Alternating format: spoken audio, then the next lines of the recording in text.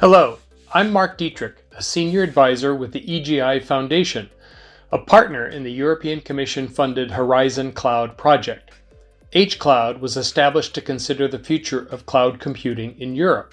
The H-Cloud project examines obstacles to cloud adoption in Europe and proposes strategic actions to increase adoption, accelerate digital transformation, and enable the hoped-for socioeconomic and environmental benefits. Our conclusions are captured in our strategic analysis and a companion strategic research, innovation, and deployment agenda. We welcome your feedback on both documents, one-on-one or through online consultations that will happen in February 2022. You can also link from each one of these videos to an online survey where you can pick the most important recommendations.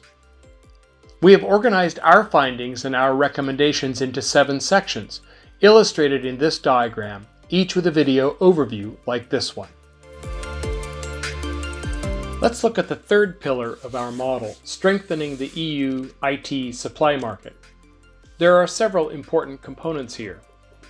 As we've seen, non-EU headquartered hyperscalers such as Amazon Web Services, Google, and Microsoft play not just a significant role, but a dominant role in the infrastructure and platform as a service segments of the European market.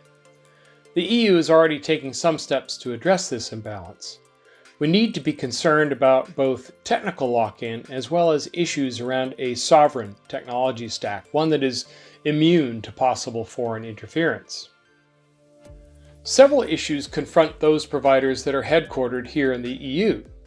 They do not have the global footprint of the hyperscalers, which can create scale issues. They do not offer the range of technology options available from some hyperscalers, so customers sometimes have to build the stacks that they need themselves.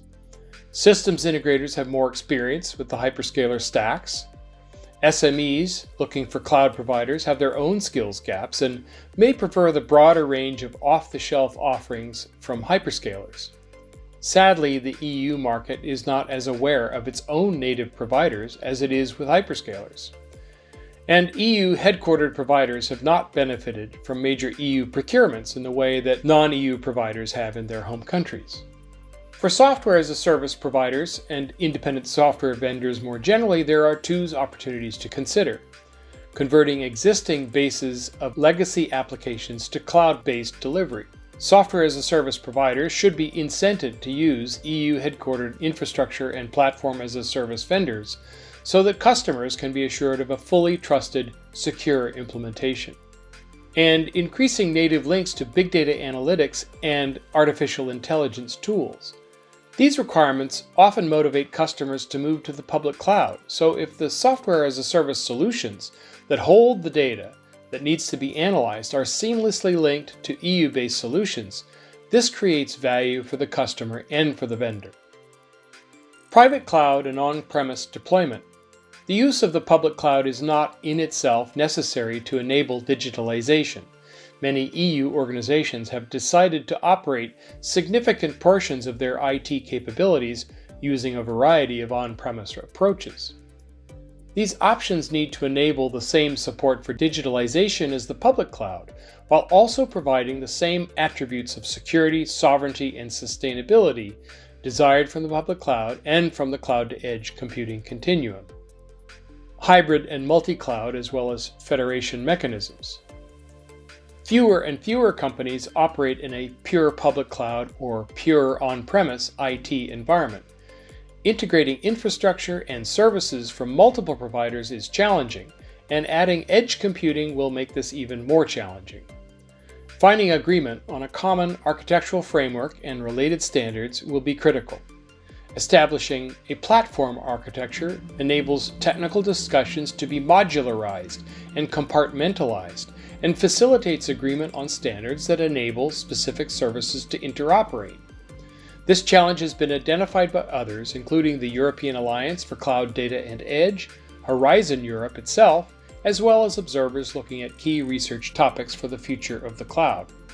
But the resources needed to address this challenge should not be underestimated.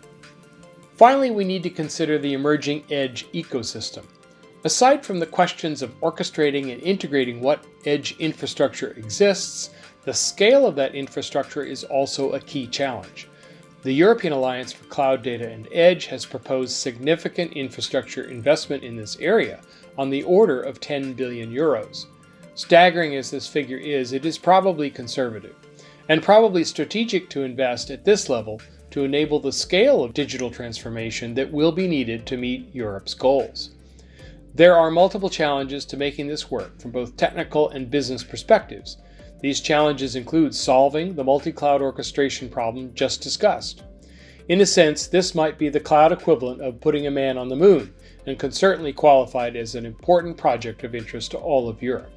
To strengthen the fabric of the EU's IT supply market, the H-Cloud project has developed a range of recommendations for the research community, for policymakers, and for the organizations themselves and the cloud sector. You can add your voice to this discussion by voting for those recommendations in this area that are the most significant for you and your organization.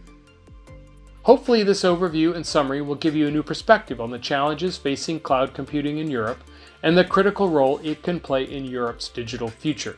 We encourage you to take a more detailed look at our draft report, and we look forward to your feedback and comments.